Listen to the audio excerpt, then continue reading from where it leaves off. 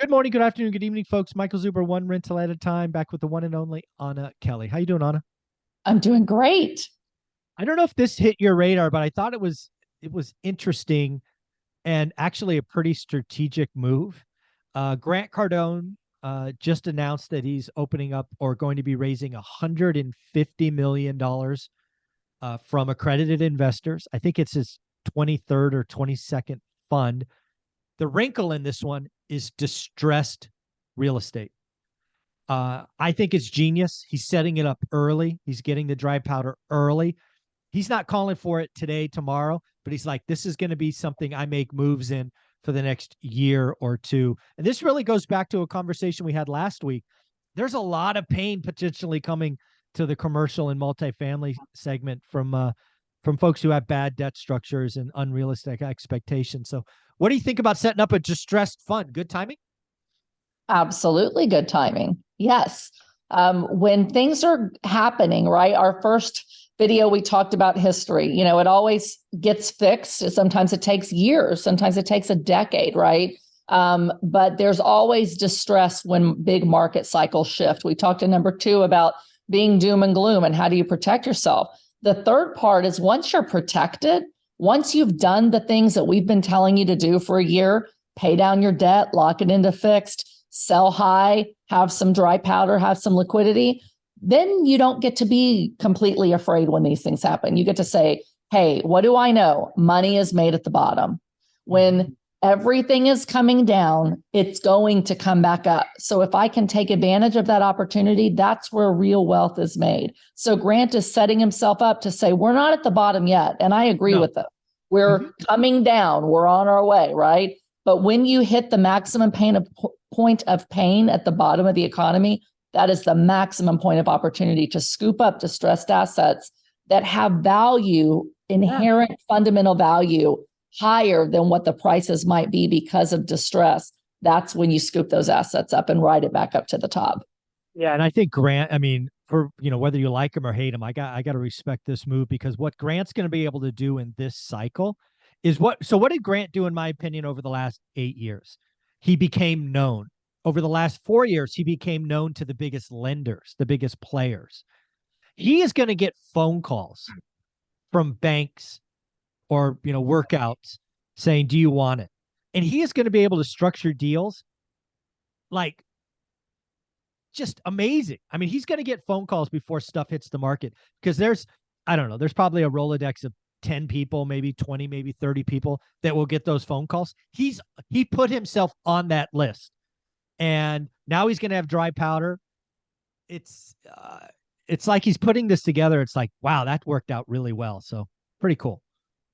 Yeah, there's a lot of big funds, big institutional money that are starting to create funds and say, let's get opportunistic, right? They're opportunistic funds. It's like, let's raise the money now. We're getting ready and the assets will come. And when they are, they want to be ready to pounce. Yeah, because what's going to happen is they will get a phone call. They will probably have 24 hours to say yes or no. And then the next person, right? There'll be LOIs, letter of intents, and all of that. But again, I think, and again, I'd love to give him truth serum, but I wonder if he was really kind of 4 years ago when he was doing these videos and all these crazy things in his private jet, did he see this coming? Because what he's done is his reputation. He got invited to the door. He's done some deals. He's got, I don't know, 10,000 units or whatever it is now. He's a billionaire. Now in this cycle, he might do more deals in the next 3 years than he's done to date because he's ready and he's going to get those phone calls. I mean, that's what we did from 2010 to 12 is we were, from our local banks calling us. It was amazing. Yeah, I hope so for him. I mean, I don't know him personally. I would wonder all these Class A assets that he said scoop them up regardless of how low the cap rates are. I saw that one too. And used bridge debt. I wonder how many of his large deals that he bought with bridge debt at the top and overpaid in the last couple of years are going to cause pain. Yeah. And I hope for him that some of his don't end up distressed as well, and that he can, offset some pain with some opportunity. That's what we all hope for, right? If we've made some mistakes. But I don't know that he saw it coming, but I will say this. Smart people study the economy. We study real estate cycles, right?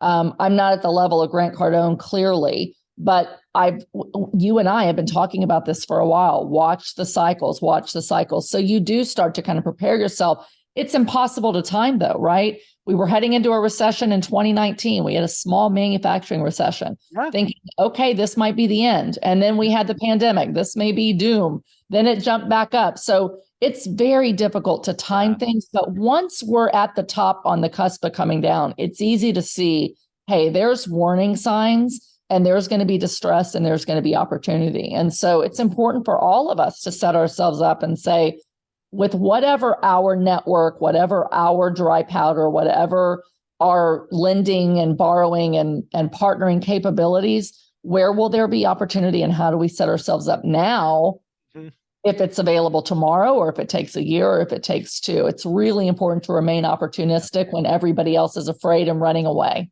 Yeah, what I would tell people today is this is the time where doing the work pays off. We used to talk about doing good and great deals. Good left the building. We're only doing great deals. And then the last thing that I would challenge any viewer, and frankly, I would challenge Grant, because we don't know how long this cycle will go. I would challenge him that every subsequent deal he does is better than the one before.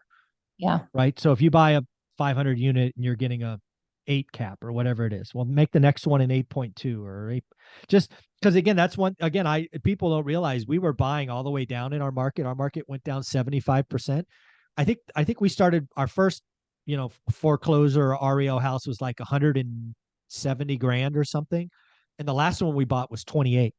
Right. So we bought all the way down. We made sure every deal was better than the one before. Right. And, they all cash flowed, all had 30-year debt. So it didn't matter. I didn't care about my net worth, but yeah, I would tell you, do the work, only great deals. And then if you're lucky enough to do more than one deal, make the second better than the first, the third better than the second. It's wise advice for everyone, I think, including Grant. Yeah, I love that. And this is a time when we can be picky. You need to be patient, just like we've had to be patient. It's hard to continue to be patient. Before we were patient because there's no deals. Now you got to be patient because there's lots of deals that may look like a deal that a week or a month or a year from now may go, oh man, I shouldn't have caught the falling knife, right?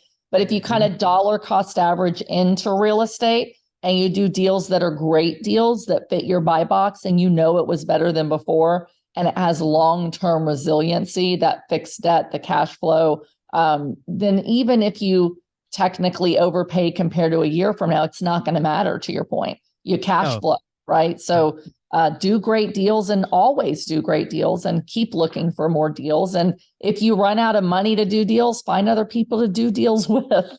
Yeah. Yeah, it's funny. It's one of the things we talk about next week. I've already got my goals for 2023, and one of them is I'm going to start raising private money again for my network and do individual deals. So we'll do that one next week. Anna, where can people find you? Great. You can find me on my playlist on your channel. You can find me here every week. Social media at Anna Kelly REI Mom and my website at reimom.com. Awesome. Thank you so much. Thank you.